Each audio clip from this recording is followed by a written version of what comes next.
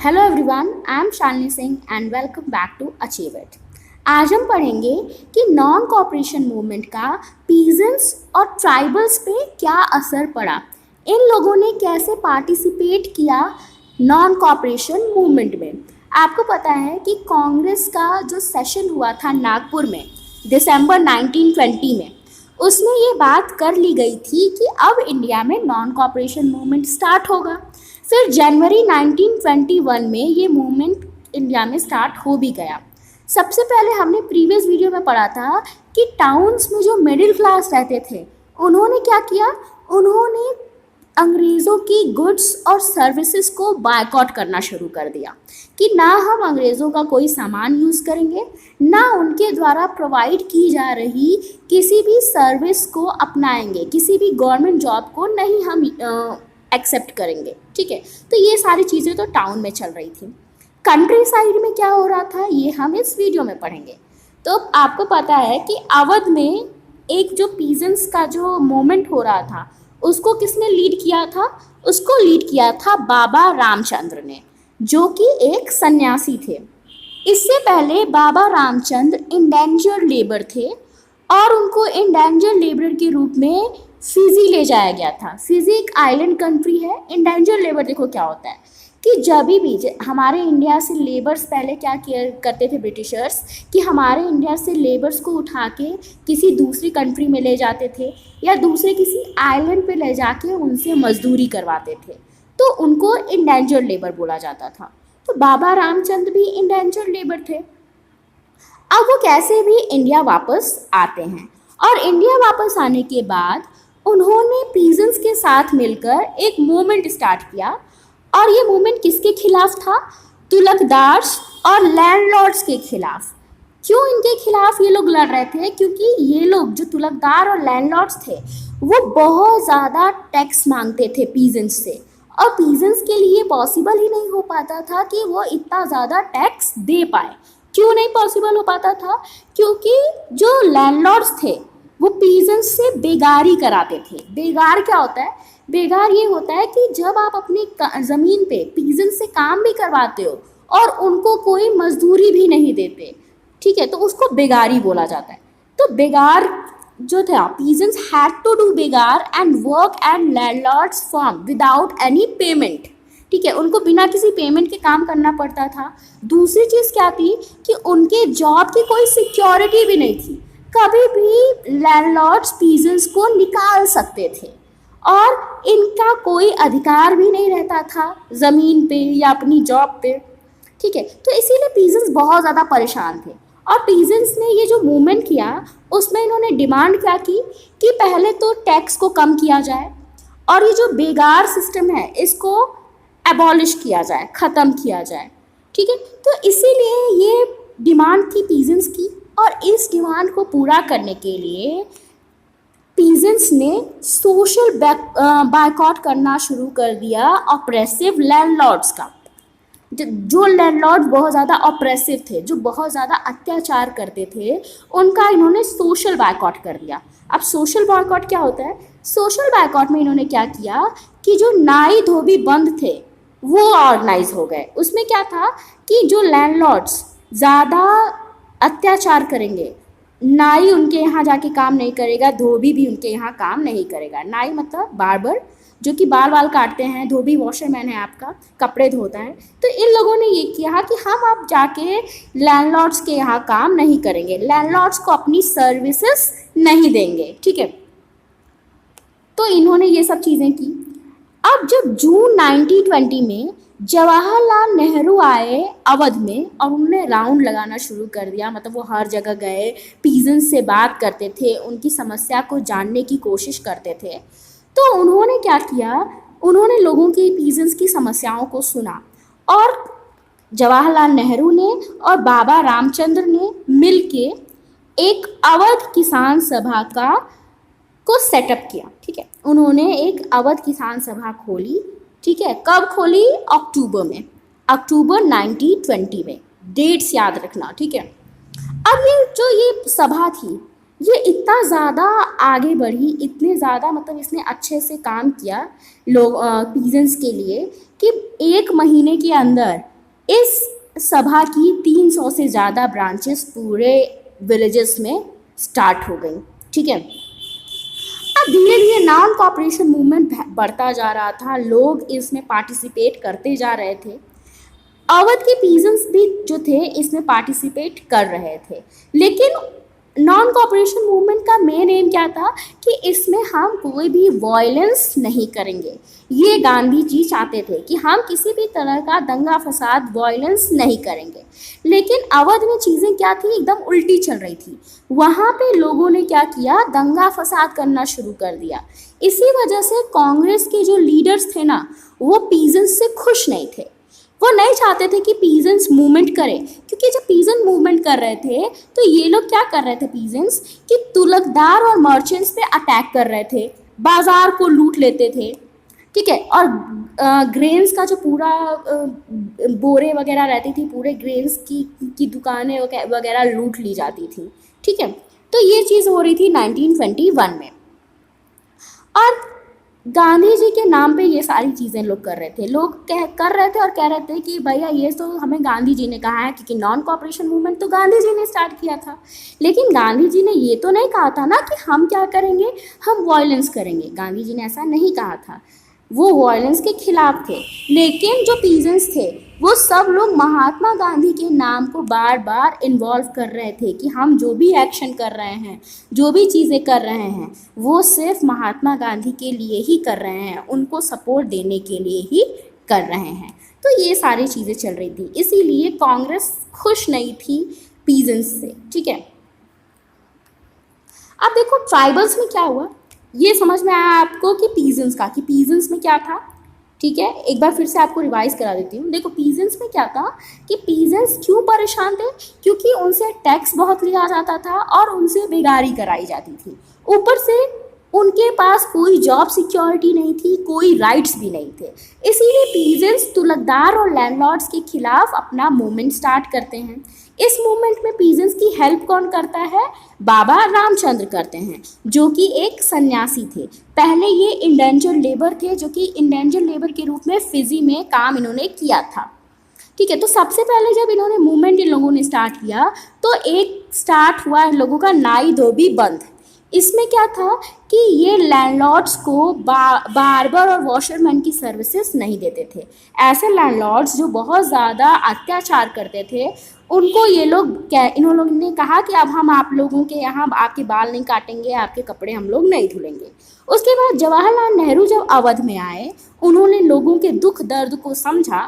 फिर उन्होंने बाबा रामचंद्र के साथ और बाकी कई और लीडर्स के साथ मिलकर एक अवध किसान सभा को सेटअप किया। अब ये किसान सभा इतनी ज़्यादा फेमस हुई कि एक ही महीने में इसकी 300 से ज़्यादा ब्रांचेस आसपास के विलेजेस में बन गई।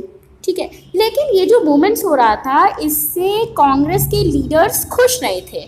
क्यों खुश नहीं थे, क्योंकि पीजेंट्स जो थे वो अब क्या कर रहे थे, वायलेंट हो रहे थे। वो वायलेंस का सहारा ले रहे थे अपनी मांगे पूरी करने के लिए। वो क्या कर रहे थे, मर्चेंट्स पे अटैक कर रहे थे, बाज़ारों को लूट रहे थे, पूरे ग्रेन्स को जो है उठा लेके चले जा रहे थे। तो ये सारी चीज़ें चल रही थी, और ये सारी चीज़ें वो महात्मा गांधी के नाम पे कर रहे थे, जबकि महात्मा गांधी तो ऐसा कुछ नहीं चाहते थे। वो नहीं चाहते थे कि वायलेंस हो। तो ये सारी चीज़ें चल रही थी पीजेंट्स के बीच में। अब आती है ट्राइबल्स की बारी। तो देखो ट्राइबल्स में क्या हुआ था, एक था गुडेम हिल्स, कहाँ पे, आंध्र प्रदेश में। वो बेसिकली पूरा ट्राइबल्स एरिया था, वहाँ पे ट्राइबल्स रहते थे। A militant guerrilla movement spread in the early 1920s, not a form of struggle that Congress could approve.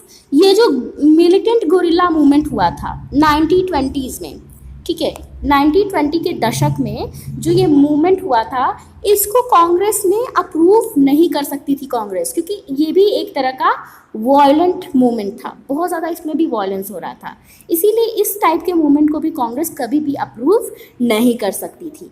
इसमें देखो क्या आ रहा था, क्यों ये मूवमेंट स्टार्ट हुआ क्या था कि जो कॉलोनियल गवर्नमेंट थी, मतलब जो ब्रिटिशर्स थे, उन्होंने क्या किया, फॉरेस्ट एरियाज़ को क्लोज कर दिया।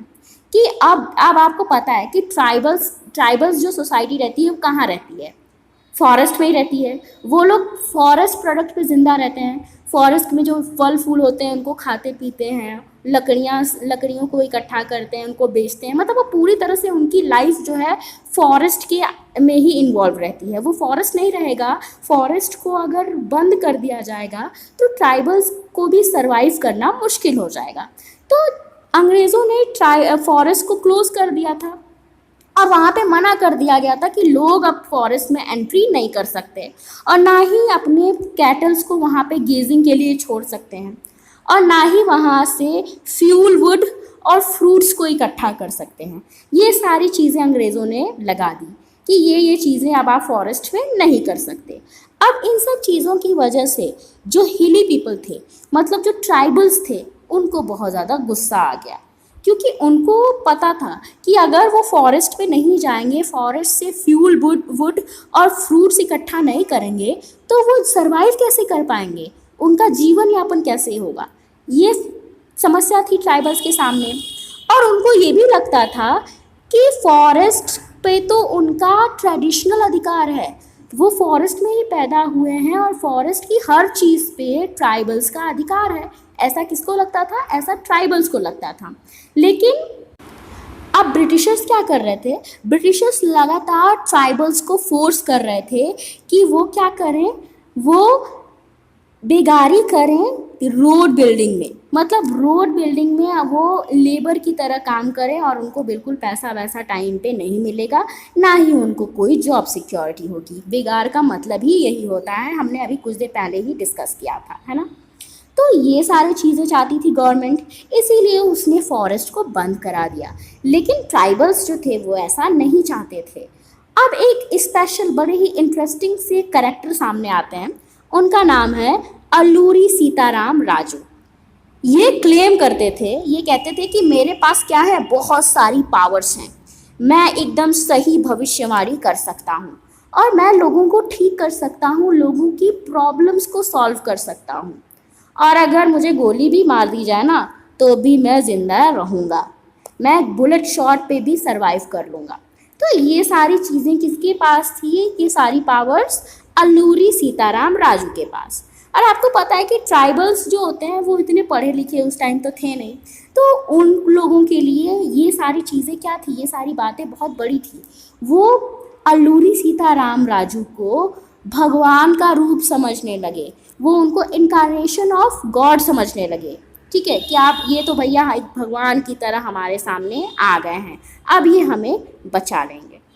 और राजू जो थे, मतलब अल्लूरी सीताराम राजू, ये क्या थे, ये महात्मा गांधी से बहुत ज़्यादा इंस्पायर्ड थे और उनको था कि वो जो नॉन कॉपरेशन मूवमेंट को क्या करेंगे, सपोर्ट करेंगे। ठीक है। और इन्होंने खादी के लोगों को खादी वेयर करने के लिए भी बहुत ज़्यादा इंस्पायर किया कि आप खादी के कपड़े पहनो, अंग्रेज़ों के दिए हुए क्लोथ्स को बायकॉट कर दो और ड्रिंकिंग ये सब मत किया करो, शराब वराब मत पिया करो। तो ये सारी चीज़ें अल्लूरी सीताराम राजू ने ट्राइबल्स को बताई। ठीक है, वो पूरा सपोर्ट कर रहे थे नॉन कॉपरेशन मूवमेंट को, ये चीज़ तो अच्छी थी। लेकिन इनको जो था ये लगता था कि अगर हमें आज़ादी चाहिए तो हमें फोर्स का यूज़ करना पड़ेगा, हम नॉन वायलेंस से आज़ादी नहीं पा सकते। अगर हमें इंडिया को आज़ाद कराना है तो हमें लड़ाई करनी ही पड़ेगी, हमें बल का यूज़ करना पड़ेगा। ठीक है। तो इसी वजह से जो गुडम हिल्स के रेबल्स थे, उन्होंने क्या किया, पुलिस स्टेशन पे अटैक करना शुरू कर दिया और वहाँ पे उन्होंने कोशिश की कि वो ब्रिटिश ऑफिशियल्स को, मतलब जो ब्रिटिश अधिकारी थे, उनको मारने की कोशिश की। ठीक है। और ये सारी चीज़ें वो लोग कर रहे थे और इसी की वजह से जो सीताराम राजू थे उनको गिरफ्तार कर लिया गया और उनको 1924 में फांसी पे लटका दिया गया। लेकिन फिर भी वो क्या बन गए, फोक हीरोइक बन गए। ठीक है। अब वो लोगों ट्राइबल्स की नज़र में तो वो उनके हीरो थे ही, भले ही वो गलत थे लेकिन वो हीरो थे और उनको 1924 में फांसी पे लटकाया गया था, ये चीज़ भी याद रखिएगा। अब ये तो हमने पढ़ा ट्राइबल्स के बारे में। अब बात आती कि प्लांटेशंस में, मतलब जो ऐसे मजदूर जो कि प्लांटेशन में काम करते थे। ठीक है। जो कि टी प्लांटेशन में काम करते थे, रबर प्लांटेशन में काम करते थे, उनके ऊपर नॉन कॉपरेशन मूवमेंट का क्या असर पड़ा।